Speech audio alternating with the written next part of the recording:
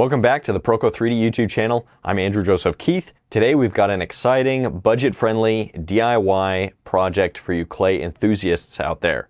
I'm going to be talking about the results of a little experiment that I did, taking some cheap, non-dry modeling clay from the Dollar Tree and adding in some beeswax to get a firmer clay that works great for making maquettes.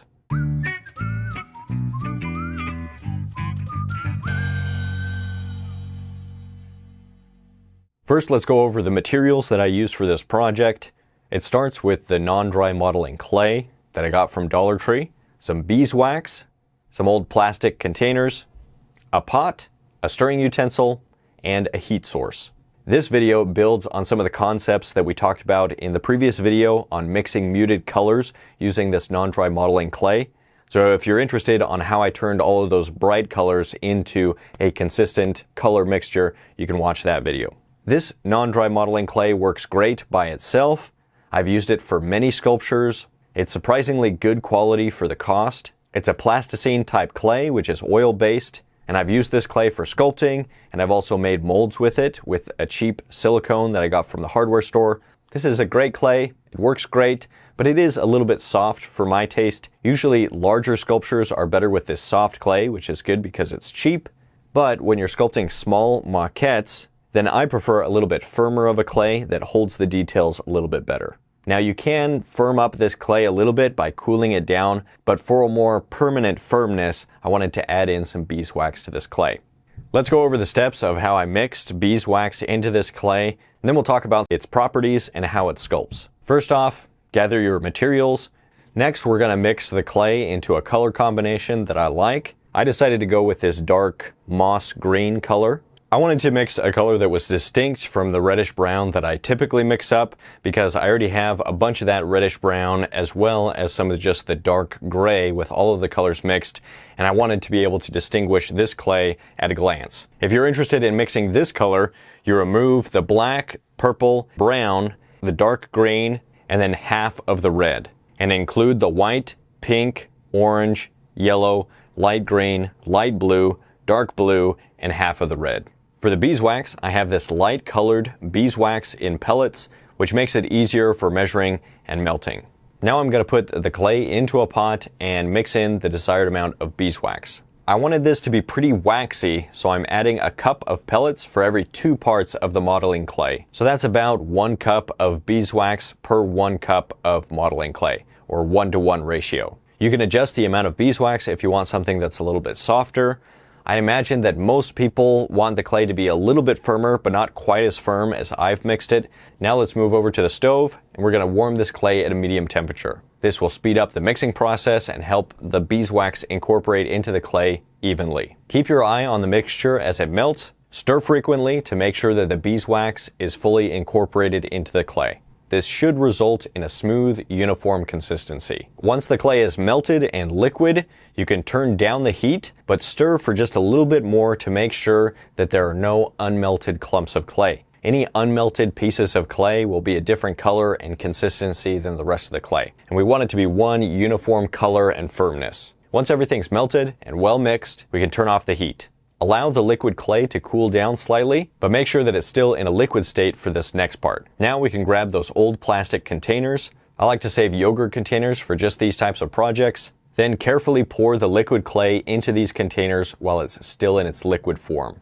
I want to emphasize the importance of being careful and safe. Liquid clay can be very dangerous. If you spill that hot molten clay onto your arm or hands or body, it's really hot. It's like spilling hot oil on you. So burns are no joke. Be careful. If you're younger, have an adult help you. If you're irresponsible, have an adult help you. Be safe. Now we can slowly pour it into those containers.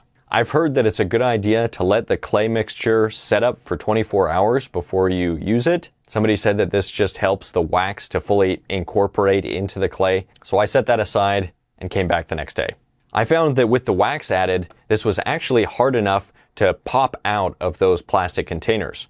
And then it maintained that shape of the plastic container once it was out. So pretty cool. For the containers where it had a little bit of an issue coming out, I would stick a knife around and then scrape around the edges, and then it was able to pop out. If it's not coming out easily, you can just cut the container. Hopefully these are disposable containers. You can cut it and then just peel it off. And this is pretty firm. This is pretty waxy. You can see I'm pushing about as hard as I can and it doesn't move around a lot. But then after you work it for a little while, it becomes softer. Okay, let's talk about how this clay turned out and how it sculpts. I've been using this clay to sculpt a chess set, the AJK chess set that I'm working on. And I wanted this to be a firm clay because I also wanted to use this for maquettes for stone carving. So here you can see the queen, that she's got some dust on her, some stone dust, because I've actually been using this as a reference for sculpting a larger queen sculpture in stone. And so I wanted a clay that was firm enough so that I could set it next to my stone sculpture, and while I'm cutting and grinding, there's a bunch of stone dust and little tiny bits of stone that are flung at the sculpture, and I don't want that to ruin it or for it to be so soft that that stone dust just incorporates itself into the clay. With this harder clay, I don't have to worry about that as much. If you're interested in some of the videos that go over the process of making the chess set or taking a maquette model and turning that into a stone sculpture, there'll be some upcoming videos that go over those things on the Andrew Joseph Keith YouTube channel. Maybe I'll try to do one on the stone carving process on this channel too. Let me know if you're interested in that. Something that did bother me about this clay is when I warmed it up, which I'll do with a lot of the clay if I want it to be a little bit softer during the beginning of the sculpting process. But when I warmed this clay up, I found that while it was warm and soft, it didn't become more tacky. It seemed to have an issue sticking to itself while it was warm. So it behaved a little bit differently than I was expecting. But I found that if I took the clay and just kept it warm in my hand and then worked the clay a little bit between my fingers, then I was able to take little pieces of clay and it would stick to itself pretty well. So working it by hand increases its tackiness, and a lot of clays are like this. So what's the verdict? Well, it is cheaper than the Chevron NSP clay per pound. I think once you add the wax in, this ends up being $3 to $4 a pound, whereas the Chevron clay, if you buy it in bulk, it's around $6 to $8 a pound. So it is a bit less, but it's not as nice in my opinion. It works for the maquettes. It's okay. It's not my favorite type of clay. With the Chevron medium clay, some people complain that it's too hard, but I actually like to mix in just a little bit more of the Chevron hard clay, which is like a wax. It's very hard, and I'll mix that into the medium clay to get something that's just a little bit firmer. So most of the Chevron clay that you see in my sculpting videos is 3 parts of the Chevron medium clay and 1 part of Chevron hard clay that I've melted together using the same process that I've shown here. During one of my live streams where I was talking about the project that I'm working on, the sculpture chess set, somebody mentioned another recipe for clay that you guys might be interested in. I haven't tried this out, but I'd be interested to see how it compares to this one. So that recipe uses 2 pounds of this clay, non-dry modeling clay or plasticine clay, and 150 grams of beeswax and 150 grams of paraffin wax. Again, I haven't tried this recipe, but he was saying that in his country where he's at, that they use this recipe all the time, kind of like the poor man's version of the Chevron NSP clay. If there are recipes that you know of, or ones that you'd like me to try out, I'd love to hear about those in the comments below. If you do try out some experiments with clay, I recommend using small amounts of clay and doing small batches, because if you mix together a large batch and then something goes wrong, then you've wasted a lot of materials, and that can be an expensive mistake. So make small batches, find a clay mixture that you like, keep track of all of the ingredients and the proportions that you use, and then once you find one that you like, you can make a larger batch of clay. That's what I did with this one.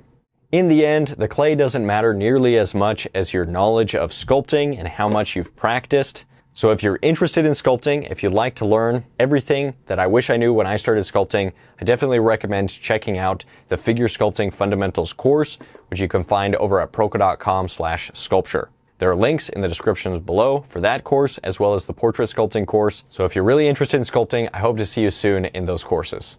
And there you have it. There's a unique, cost-effective way of making a firmer clay using non-dry modeling clay that you can find at the Dollar Tree. Just melt in some beeswax. If you enjoyed this video, be sure to give it a thumbs up and subscribe to the channel. And until next time, stay creative, stay productive.